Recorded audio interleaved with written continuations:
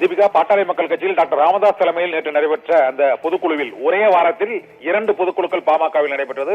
ஒன்று அன்புமணி ராமதாஸ் தரப்பிலும், மற்றொன்று டாக்டர் ராமதாஸ் தலைமையிலும் நடைபெற்றது. நேற்று நடைபெற்ற டாக்டர் ராமதாஸ் தலைமையிலான பொதுக்குழுவில் அன்புமணி ராமதாஸ் மீது 16 குற்றச்சாட்டுகள் அவர் மீது வைக்கப்பட்டிருக்கின்றன. மக்கள் தொலைக்காட்சியை அபகரித்தது மற்றும் கடந்த ஆண்டு நடைபெற்ற அந்த செயற்குழு கூட்டத்தில் மைக்கை வீசியது, பசுமை தாயகம் அமைப்பை திட்டமிட்டு கைப்பற்றிக் கொண்டது, ராமதாஸின் அனுமதி பெறாமலேயே பொதுக்குழு கூட்டி அவருக்கு தனியாக ஒரு இருக்கை போட்டது, பாமக தலைமை அலுவலகத்தை ராமதாஸுக்கு தெரியாமலேயே மாற்றியது, ஒட்டுக்கேட்பு கருவி வைத்தது உள்ளிட்ட 16 குற்றச்சாட்டுகள் அவர் மீது வைக்கப்பட்ட நிலையில் இன்று அந்த குற்றச்சாட்டுகளுக்கு பதில் கேட்டு நோட்டீஸ் அனுப்புவதற்கு ஒழுங்கு நடவடிக்கை குழு முடிவு செய்யப்பட்டிருப்பதாக தகவல் வெளியாகி இருக்கிறது. அதிகாரப்பூர்வமாக இன்னும் ஒழுங்கு நடவடிக்கை நோட்டீஸ் அனுப்பவில்லை.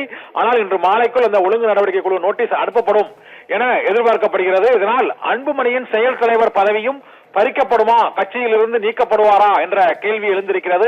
பாட்டாளி மக்கள் கட்சியில் தந்தை மகனுக்கிடையே மோதல் முற்றியுள்ள சூழ்நிலையில் நேற்று நடைபெற்ற பாட்டாளி மக்கள் கட்சியின் டாக்டர் ராமதாஸ் தலைமையிலான பொதுக்குழுவின் மூலமாக அன்புமணியின் அதிகாரம் அனைத்தும் பறிக்கப்படும் என எதிர்பார்க்கப்படுகிறது. இதனால் தந்தை மகனுக்கிடையே ஏற்பட்ட மோதலில் சொத்து அபகரிப்பு நடவடிக்கைகளில் ராமதாஸ் ஈடுபட்டார் என்ற குற்றச்சாட்டும் நேற்று நடைபெற்ற அந்த பொதுக்குழு கூட்டத்தில் வைக்கப்பட்டிருக்கிறது. அதில் முக்கியமான குற்றச்சாட்டுகளாக வைக்கப்பட்டிருப்பது மக்கள் தொலைக்காட்சியை அபகரிக்கும் முயற்சி மற்றும் ராமதாஸ் இருக்கைக்கு கீழ் ஒட்டுக்கேட்பு கருவி வைத்தது, ராமதாஸின் அனுமதி பெறாமலேயே பொதுக்குழு கூட்டங்களை நடத்துவது, 100 மாவட்ட செயலாளர்களுக்கு மிரட்டல் விடுத்தது, மைக்கை தூக்கி எறிந்தது உள்ளிட்ட பல்வேறு குற்றச்சாட்டுகள் அன்புமணி ராமதாஸ் மீது வைக்கப்பட்டு அதற்கு விளக்கமளித்து அன்புமணி ராமதாஸ் பதில் அளிக்க வேண்டும். இல்லை என்றால் பாமகவில் இருந்து அன்புமணி நீக்கப்படுவார் என்று தகவல்கள் தெரிவிக்கின்றன.